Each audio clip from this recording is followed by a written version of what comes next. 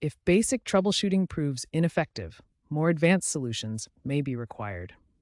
Ensure your Raycon earbuds have the latest firmware installed via the Raycon app. Firmware updates often include patches addressing volume imbalances and Bluetooth stability. If the issue persists, consider hardware defects.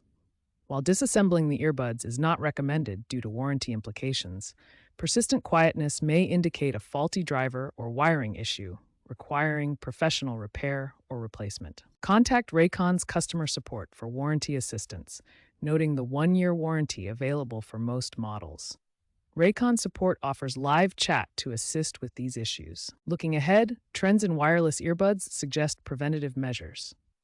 Newer Raycon models, such as the 2025 Raycon Pro, incorporate AI noise cancellation that adapts to imbalances proactively. App-driven diagnostics and balance testers are becoming increasingly common, reducing the need for DIY troubleshooting. Regularly updating firmware, maintaining a clean environment, and utilizing app-based tools are key to preventing future volume imbalances.